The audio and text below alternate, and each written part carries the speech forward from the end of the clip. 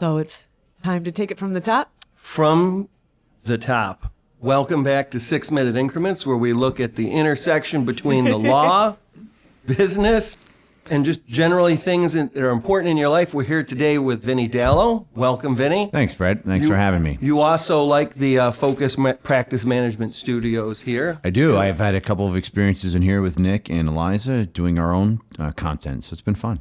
Now, Vinny, I've known you for a while, but I had to look up, and I've got it here. You have so many sets of initials and registrations that you go through, I don't even know where to begin with them all. So credentials are, I never liked that stuff, but it's one of those peer concepts where if you don't put it up, your peers would probably wonder if you don't have these credentials. So as a financial advisor, I've gone through the American College and have gotten accredited credentials for the Chartered Financial Consultant. That's the CHFC. Yep. And another one is the Chartered Life Underwriter, which is CLU. When I'll explain that to clients, I'll say, imagine their master's degree. Right, I have a master's degree in life insurance, and that's the CLU side, and I have a master's degree in the investment space, which is the Chartered Financial Consultant.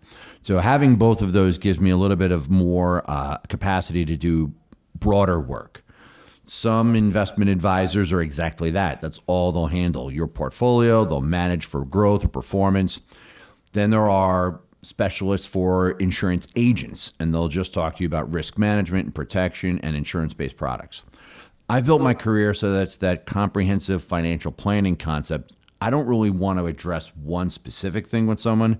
I want to look at their overall picture of, tell me what you're trying to do. Like, don't tell me you want life insurance because you don't.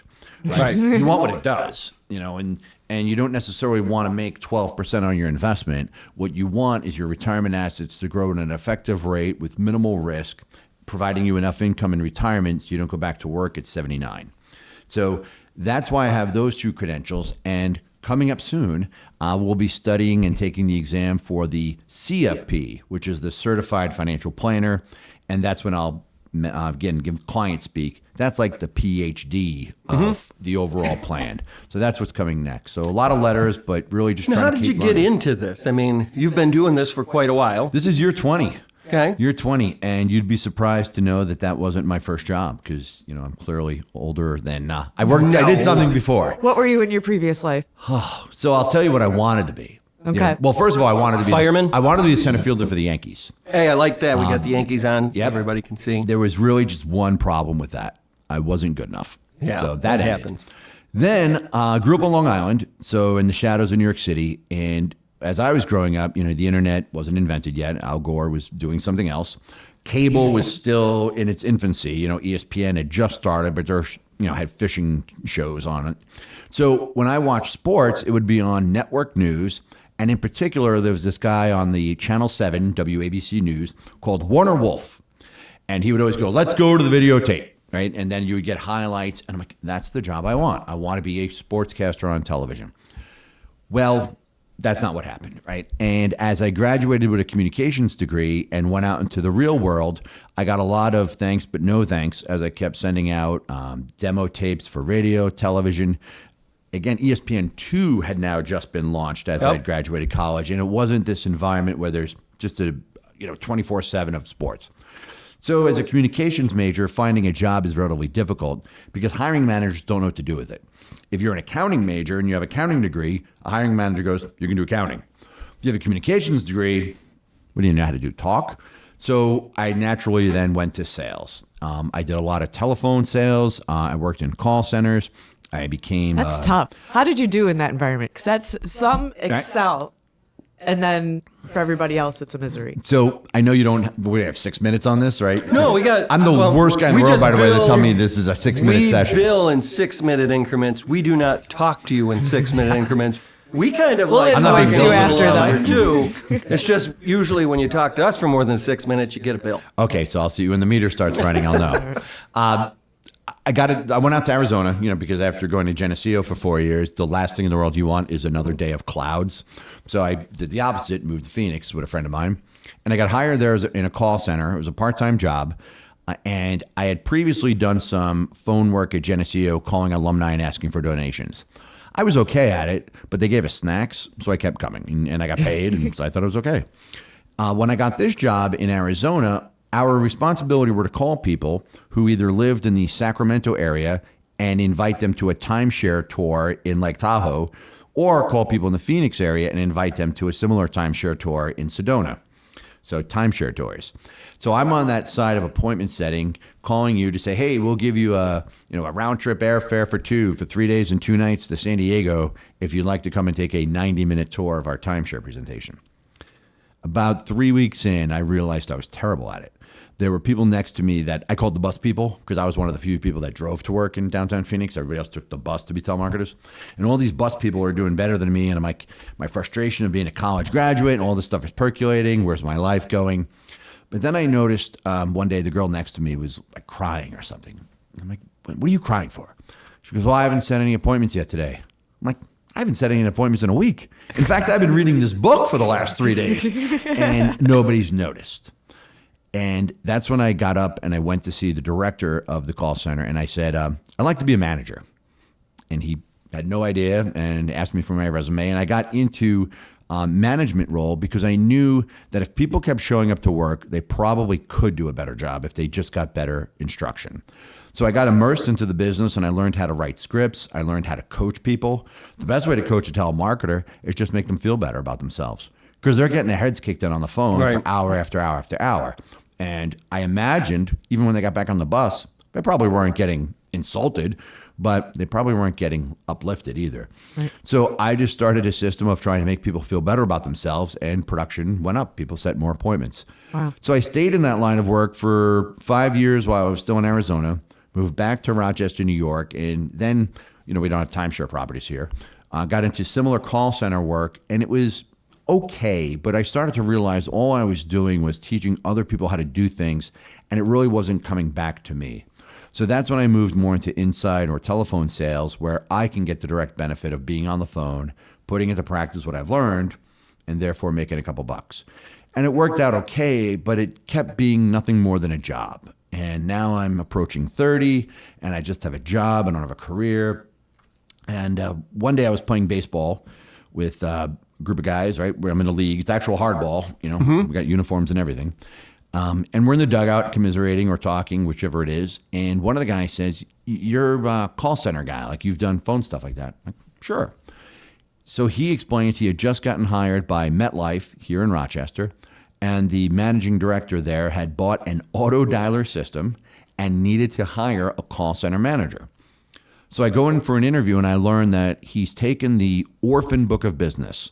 So you have clients of MetLife who had life insurance or annuities or some type of proprietary MetLife product, but no longer had a MetLife agent. So orphans, right? Mm-hmm. And his plan was to have the call center make outreach, cold calls to these clients and ask them if they'd like to re-engage with another MetLife agent, kind of get the business reconnected. It's a smart move because, as I've learned over the last 20 years, a lot of times your best new business comes from your existing clients. And so making those outreaches were really helpful. I hired part-time telemarketers. I ran the call center. We had a lot of success. And I started to realize it was a finite deal. Even with 30,000+ orphans, that's not going to last forever. Right. There was some negative pushback from sales managers, that why is he making the calls? Why can't our advisors just make the calls? And of course, the answer was because their advisors don't make the calls. Because making the phone call really was the hardest part of the job, to get the appointment.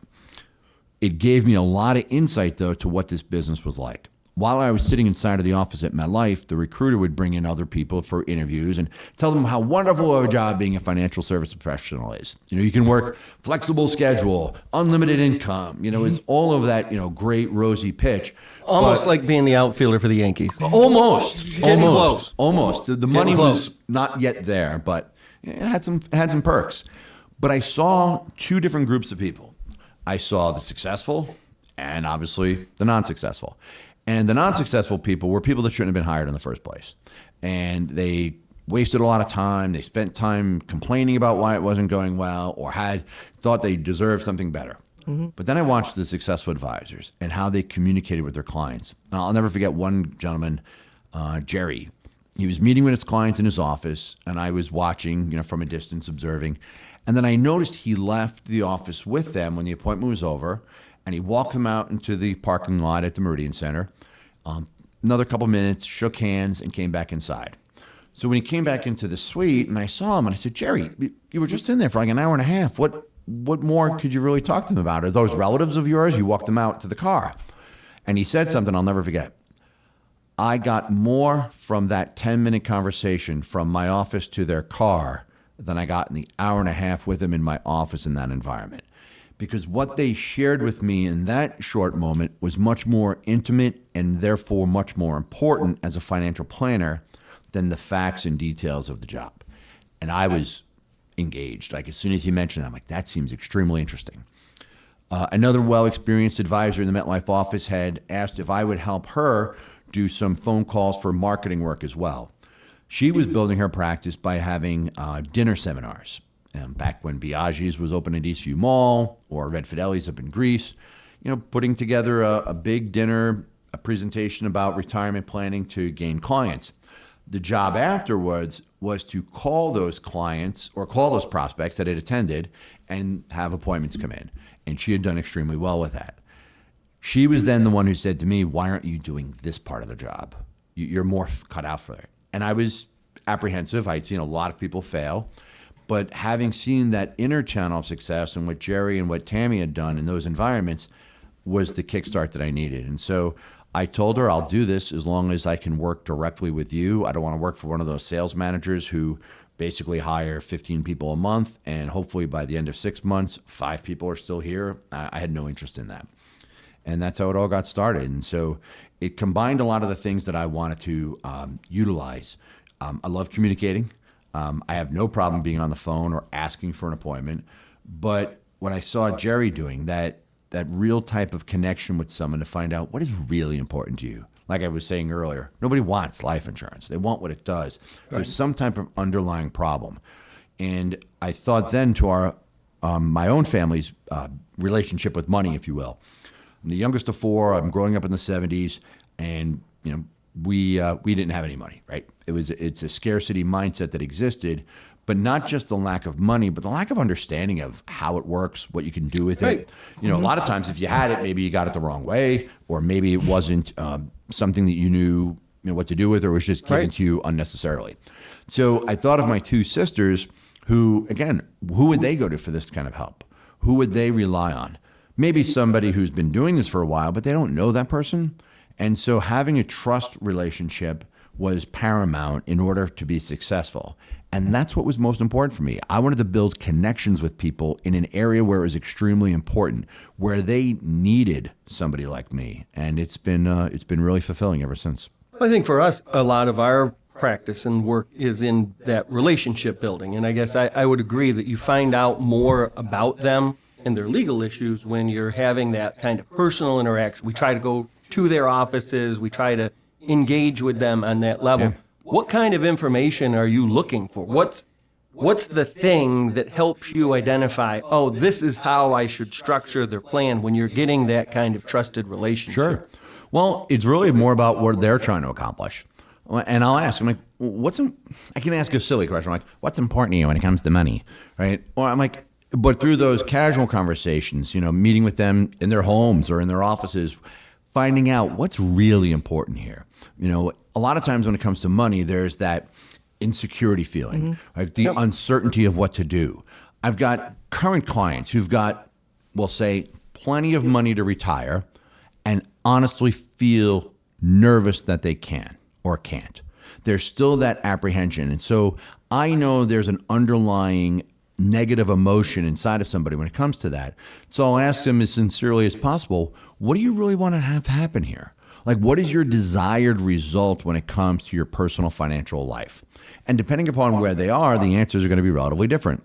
If somebody's in their mid-20s and, I could see that she's about 4 or 5 months pregnant and they talk to me about the new house they're looking at getting in Irondequoit, they have a certain set of needs that I already understand.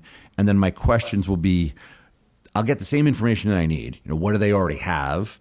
And how do I help them do more with it? So if I could either implement a solution based on existing resources or recommend a solution and help them get to that end. Or they could be somebody in their mid-50s who are approaching retirement and want to make sure that they're doing it effectively. I could also meet with somebody in their 70s who now realize they're not spending all of their money and want to make sure that their kids or grandkids can have the resources that they work so hard to save. So the information that I need to gather is always the same. It's a basic fact-finding process. It's evidence gathering. What's the profile of your ideal client? Like, what would you say is your sweet spot and like who you serve the best? Coachable people. So that's a common question. I go to a lot of conferences for advisors.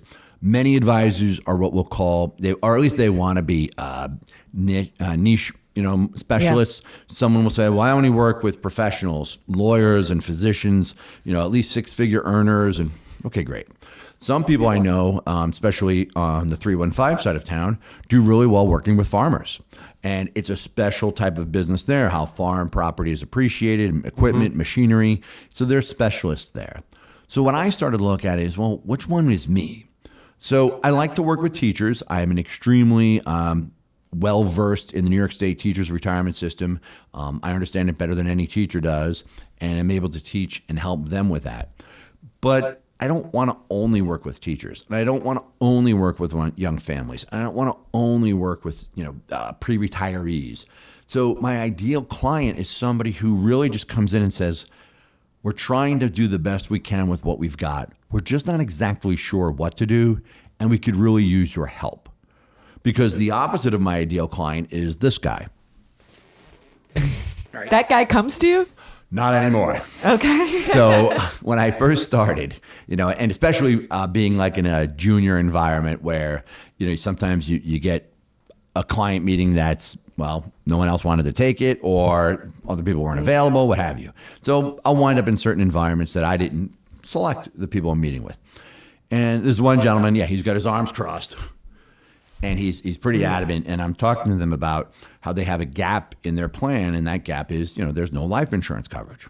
Mm-hmm. And, then cross-armed gentleman comes and goes, I don't believe in life insurance. Now, at this point in time... Like it doesn't exist. Like it's Santa Claus? Well, that's the thing. So it's later in the day. Who knows who's watching? Yeah. No, it's later in the day. I'm getting a little heated. I'm from Long Island. I got things to go... And I said to him, it's not the friggin' Easter Bunny. Right. I go, it's actually a financial product with a set of, calculations that's built with Internal Revenue Code. Okay. It's nothing to believe in. Okay. It's a financial product. So it solves a problem in case you're not here and can protect your family financially. So then cross-armed guy says, well, if something were to happen, she'll just, look at her. She'll just get remarried. He said that in front of his wife? Oh, it gets better. So then I said, well, why should she wait? The best thing is stories. Yeah, well, I said to him, I go, well, then why should she wait? I've got about 3 or 4 good-looking single friends that would probably be more than... And he starts now, you see the steam coming out, and I've got no time. So at that point in time, when someone else finally came in the room, and that appointment quickly ended. But what it taught me was, as I'm now building my practice and I'm looking for people that I want to work with, I can't waste time with cross-arm guy because please help us person is waiting outside. Right. And so I'm not in the convincing business. I'll use analogies all day long. And one of my favorites is I'm like the fitness trainer at the gym. I will work with you and maybe 3 different people come in. One is a guy who graduated high school 10 years ago, and he was the quarterback of the high school team. But, a couple of Budweisers later, he's not looking the same, and he wants to look like he did, when he won the homecoming game. The second person who comes in is a woman in her early 30s who this current summer is going to be actually in 3 different bridal parties and needs to make sure she can fit in those different dresses. And the third person that comes in was told that if he doesn't lose 40 pounds, especially in the area around his heart, he's not going to live long enough to see his grandkids be born. So 3 different people come into the gym, 3 different body types, 3 different reasons for being there, but I got the same equipment here. But I'll make a plan for each one of those people based on their specific needs and solutions that I'm recommending using the same stuff that I got. How do you see what I won't do is go outside of the gym and start yelling at all the fatties, hey, you got to come in here, I'm interested. You walked in that door. You stepped in and said, I don't know what to do. I don't know what that machine is. That scares me. I haven't been to gym since I was in high school, and I barely went then, but I need your help. And I'll simply ask one question. will you be committed to your plan as much as I'm committed to your plan? And as long as I'm never more interested in solving the problem than they are, we're always a good fit. So to what extent, though, are the people outside of the gym afraid of coming in? I see, you're the president of a national association as well. I mean, because I talk to a lot of young people, and particularly business owners, as they get that spot in their life. Sure. And a good financial advisor, in my opinion, is their best solution for their own succession plan. Because if you do it right, you don't care what happens at the end because you're financially ready to go. How do you convert so that people see the benefit? What's the wedding that the bridesmaid's going to? What are those triggers? Is it getting married? Is it how, what do you see? Those are, some of the things when I'll teach other advisors, I'll always tell them to pay attention to the hallmark moments. Anything you would buy a card for is a reason to talk to somebody. Congratulations on the birth of your son. Congratulations on retirement. Congratulations on the new job, new house. Sorry for your loss. Anything that has some type of event moment can move somebody a little bit more, right? But for the most part, I can't wait for something like that to happen because it's not catastrophic planning. Meaning, hurt in a car. Well, you're not going to call that guy until you are. Right. If somebody calls a financial advisor, the story, a couple years in the business, my phone rings. Phones never ring, right? Nobody calls us. We have to make the calls. My phone rings. I answer the phone, and this gentleman says, hey, could you help me out with disability income insurance? And my question back to him was, when did you get hurt? Because nobody's going to ask that until they fall off the ladder. Right. And he explained, well, yeah, I work at Betlam, and I had an issue, and I had the van, and I'm like, again, if it already happened, we're not helping. So I don't want to do that type of reactionary work because chances are it's not going to help anyway. One of the things I love is attraction, not promotion. So, for example, I'll make sure that my existing clients are extremely happy with the planning that they've done. And a lot of times as they are out in the world, they don't realize it, but they're actually marketing pieces for me because their friends and family will mention to them, in the last couple of years, we've noticed, you're taking a little bit more vacations. You don't seem as stressed. And they'll say, well, we've been working with a financial advisor who's making it easier for us. He's clarifying things. He's produced a plan for us that shows that we can retire at age 60 and not worry about running out of money. So those are the elements of the success that help me build more clients to come in, those people that might not on their own. But again, this goes back to what money is. Money is an extremely weird thing, right? It's tangible in some aspects, like I can count it and touch it. But for the most part, it's just numbers on a screen. But it's more than that. It's a status measurement tool because the more you have, right, higher the status. It's also a reflective of your behaviors. And if you think about it, when people go to the beach or they go to a swimming pool, not everybody's in a rush to take off their shirt, because they don't really feel comfortable with what's underneath and they're hesitant to show you. Judgment.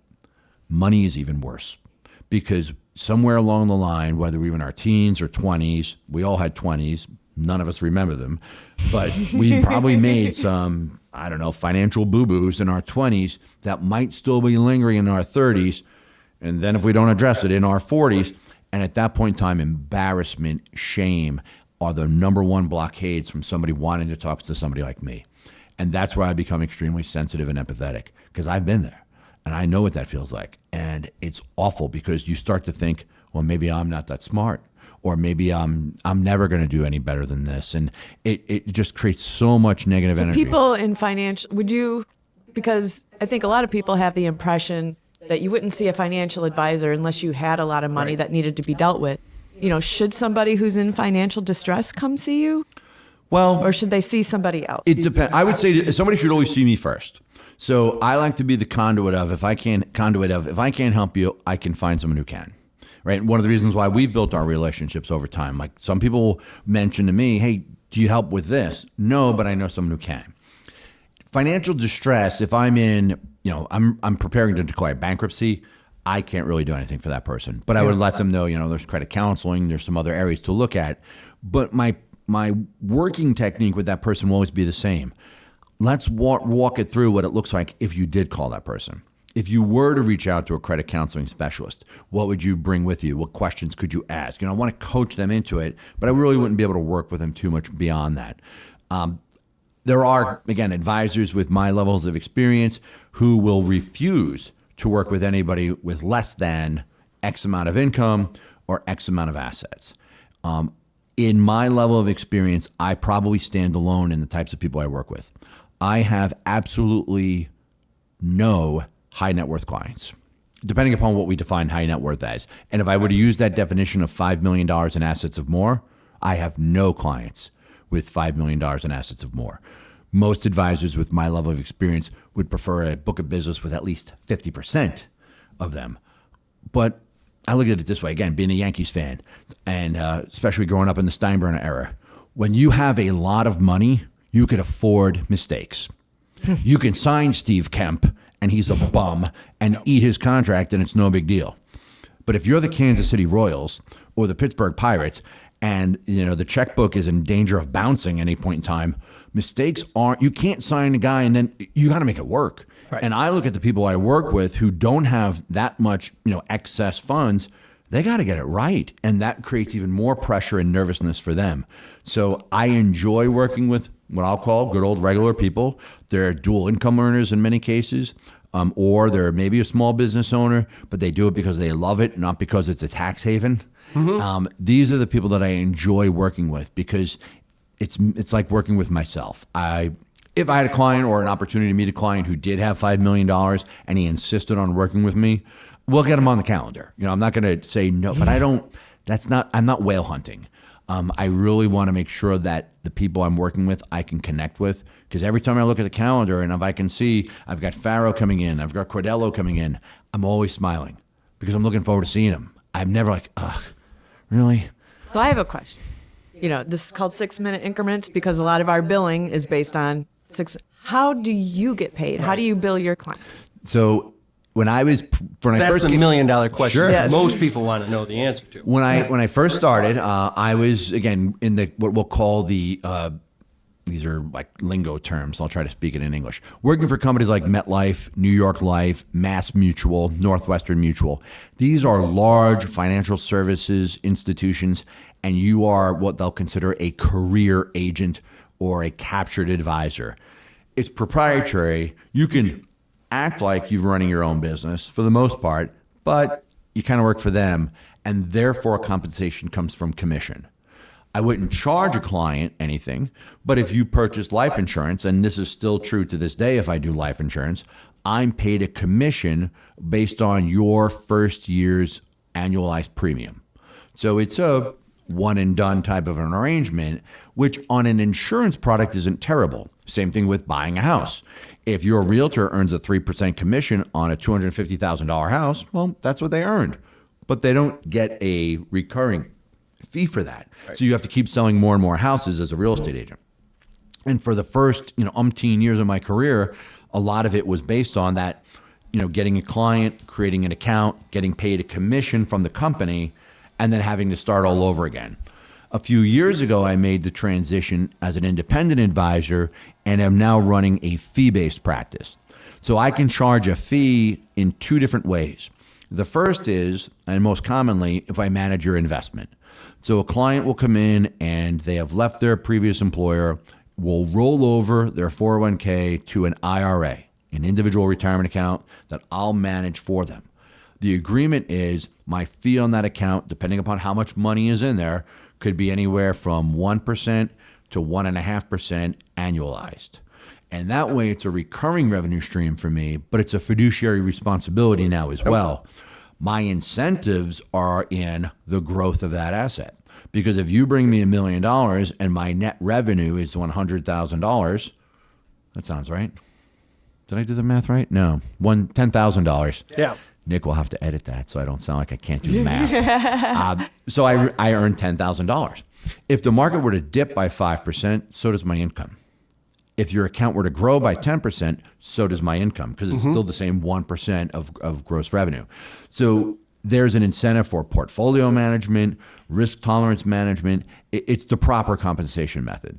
The other way I'll charge a fee is if I'm actually doing a financial plan. And that can be a standalone solution in and of itself. I've had clients come in saying, look, we've got property up in Canada. We have a child with special needs. It's a second marriage. We have assets, the business. There's a lot of moving pieces. And a financial plan, a document, if you will, spells out how to maintain cash flow, how to navigate risk tolerance, and what might be needed in case of, whether it identifies life insurance or if it's a business owner, a buy-sell agreement, it could be a long-term care insurance plan, or maybe an annuity in retirement. They pay me a fee for the plan. I'll look at the scope of work in advance. I'll charge a flat fee of, this is a $4,500 plan. We agree, I charge the fee. Half is paid up front, half is paid upon completion of the plan. My responsibility then is to let them know the job you hired me for is complete. Now, the plan recommends you need long-term care insurance of X amount. You don't have to do anything with me. There's no obligation here where there's a further continuance. Now, if you have a nephew who works at Northwestern Mutual and he can provide those types of solutions, it's Christmas for him, because all you got to do is walk into his office with a financial plan and say, John, that's what we need. And he doesn't have to do any other work other than create the insurance, and he'll get paid a commission for doing it. Mm-hmm. If they don't have a nephew that works at an insurance company, then I can take off the financial planner hat and put on my insurance agent hat and ask, would you like me to help you implement that? So that could be additional revenue, but it is very clear that is not a contingency of doing the plan. So it's really been a much more effective model for compensation. One of the things that we've seen in our profession is the rise of AI and things like that, as these technological tools.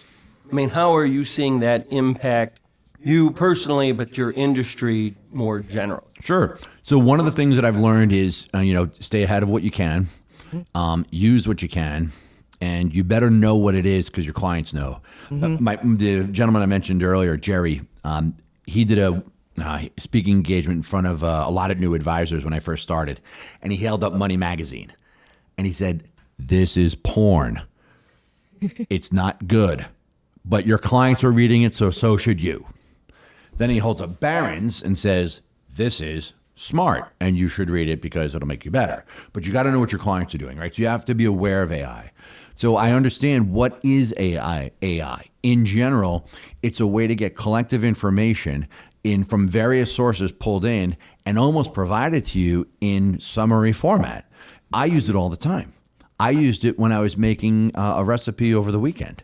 If I'm making lobster rolls and I have to defrost a lobster, when is it best to add the lemon juice? The more descriptive you ask. So I'll use it to support what I'm doing. What happens is my clients, I find, aren't using it because they really don't know how to ask the question. Mm-hmm. And that's really the biggest thing with AI. So the examples I was just using, it has to be very specific, or the more you ask, the more comprehensive questions you ask, you can get a better answer.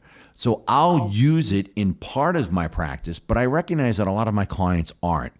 If somebody were to come in, this hasn't happened, but I can tell you, if somebody came in and said, well, why should I work with you and not AI? And my first response would be, well, what does the A stand for? It's not actual intelligence. It's artificial. Now, that doesn't mean it's phony. Doesn't mean it's closer fake. to the Easter Bunny. Potentially. It has its gaps, right? And we all know with AI technology, there's a lot of challenges with it. But as I'll say to them, no differently than before AI, well, Susie Orman was really, big. Mm-hmm. Susie Orman and Howard Stern are the same person. I love Howard, by the way. Entertainers. They're entertainers. Right. Their number one goal is to get you to tune in tomorrow. Right. So Susie Orman forfeited all of her alphabet credentials when she agreed to go on television. So did Jim Cramer when he does Mad Money on the shows. They're entertainers. But the problem is they're engaging. They have such authority, voice, and figures, and they're so strong, and that weird haircut she has, right? So that we feel like they're experts, but they're not talking to you. They're talking to a camera. Right. And the number one responsibility that I have is to find out what's going on with you. And there's not a single, talking head on television or some type of bot or AI that's going to truly get in. Now, that may eventually happen, where an AI component is taking you through a process where you're being asked so many questions that it's easier for them to put together a solution. It's not unlikely because AI is going to be built off of things that I've done and recommended. But I'll be using it more in my own practice so that it can help me almost clone myself. Right. Like, how could I be available to clients when I'm not always available? And through our website and technology, we'll have some of those opportunities available. I do think we want to make sure that we're cognizant of time. Always be billing is always our philosophy. Yes. But I do want to give you a parting chance here to also say to anybody out there who's listening, what's the right thing in the market now that you're seeing of how to insulate themselves or to be better prepared for whatever life may be throwing at them? So I'm a big believer of there's nothing externally that's ever going to solve your problems. If I read a lot, so Wayne Dyer is somebody I enjoy listening to, and he says if you want the things around you to change the way you look at the things around you. Change starts with you. So I work on myself to make myself the best version of me so I can handle whatever craziness is going on out there. So we're facing today fluctuating interest rates. We're dealing with a stock market that just keeps going up and nobody knows if it's ever going to go back down or when the bubble's going to burst or what's going to happen next.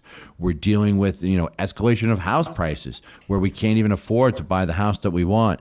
There's so many different factors that if I said to somebody there's some type of an umbrella to fix all that, by the time I presented that solution, there'd be a storm over here that it wouldn't solve. So the best thing I can do to somebody is make sure you are in order. When I start with every client, we use the pyramid. It's called the six tiers of financial planning. And I'll walk everybody through how it's cash flow management, risk management, investments, tax planning, retirement planning, and estate planning. Now, the base of a pyramid is its strongest point. And that's where cash flow starts. And no different than, Gene Hackman in Hoosiers. It starts with dribbling, right? The fundamentals. So I'll work with everyone. I don't care how much resource they already have or they're growing, they're just getting started. It's how do I get them to be the strongest version of themselves with the resources they already have so that they can weather any oncoming storm and we don't have to react to external events or the news of the day because I don't pay attention to any of it. We see a lot, and I always see that tax planning seems to be first and foremost in every business owner's mind. How about the estate planning and working with lawyers? Sure. Well, as I go up that ladder or the pyramid, right, with planning, I wouldn't talk to somebody in their late 20s or early 30s about estate planning. But as we have these conversations, and even a non-business owner could be, and again, we've shared clients already in that space, what their ultimate desire is, they've recognized that the money they have is not going to be completely exhausted during their living years. And this is now going to somebody else. And I'll ask them, how many beneficiaries should we be naming on your policies or on your investments? Well, we have 2 kids. Okay, great. I'll put down 3. We're not having any more children. No, I'm aware of that. But you'll have 3 primary beneficiaries: your son, your daughter, and your uncle, Sam. And if you don't want him to get something, there are ways to look at this differently. Some of these things I can do, and some of these things an estate planning attorney can do. And that's when I'll introduce those concepts to them about how do you make sure this money passes in the most effective way possible. What risks are out there? And that's the number one job that I have, is to protect. What risks are there out there that could thwart your plan that we work so hard to build? You could get sick. Yep. Right. And an illness like that, some type of an extended care arrangement could deplete all of the resources you work so hard to save. As a financial advisor and an insurance risk management specialist, of course, I'm going to introduce long-term care insurance as a concept, but their health may preclude it. And it might not be the only thing that they should do. And that's when I'll have the conversation with them about, have you considered talking to an estate planning attorney or a Medicaid attorney to help protect some of the assets you've worked so hard to save? Because there is a difference between those 2 things. But if you want something to happen, you've got to do the right things today to ensure it. And that's what I've learned with having clients using trusts and irrevocable trusts. We have A lot of life insurance policies that are owned by the trust so that the cash value of the life insurance is not exposed to risk, and therefore the benefit when paid can provide that proper cash flow from an estate planning standpoint, and then the kids are made whole. So there's a lot of different pieces to that, and that's why I'll always explain to a client, you're working right now from 8 to 5. You don't have the luxury of going out and networking and meeting estate planning attorneys. I do. So because they trust me, it then becomes an extension of the business when I recommend your firm to say they can identify with the same level of care and concern that I've shown you, but that's their area of expertise, and they'll put in a solution for you. I will throw in a little plug just as we end for Joe Caputo, who is in our office and is actually preparing what we call legal briefing on this topic of Uncle Sam now wants to come in and see what you've put into those trusts and is going to be asking for a lot more information going forward. That might be something you want to share with some of your clients on a prospective basis, but it really is close to that CTA nightmare that a lot of people were looking at a few years ago. Now it's only going to be on really residential real estate, particularly held in LLCs or some corporate entity or a trust. Okay. So it's going to get picked up a lot with life insurance. But I won't steal Joe's thunder too much. We'll let everybody go off and read the legal briefing. Well, I'll tell you, one of the reasons why you mentioned earlier, being the president of the National Association of Insurance and Financial Advisors. I had served a term as the New York State president for that. But I have been an engaged member all my career, and that involves taking trips, whether it's to Albany, where it's state-based, Department of Financial Services, specifically insurance, or if it's investment-based, SEC-related, and I'll go to Washington several times a year. So whether it's the Secure Act, Secure 2.0, the One Big Beautiful Bill, or something that's happening here within our state, I'll meet with those lawmakers so that as I've gone through and looked at pending legislation, I can let them know here are some of the hidden unintended negative consequences that this could have. And if those are to pass, I still have enough knowledge now to go back to the clients I work with saying there are some provisions in legislation that you need to address that 5 years ago we didn't have to worry about. And I can help you with some of them, and these professionals can help you with the rest. So being engaged, continuously learning so that I can help provide the right solutions to clients is always the number one goal. Well, Vinny, thank you very much for your time today. Sure. We appreciate it. Please like, share, subscribe. Yeah. Share with a friend, share with an enemy. Absolutely. Share with your enemy. This was great. I apologize for going beyond 6 minutes. I was nervous. No, we when I always saw go that. beyond 6 minutes. That's how the bill gets bigger. Yeah. Okay. Well, I'm not going to pay it. So, let's be upfront. Well, thanks for having me. Thank Good to you. see you. Cool.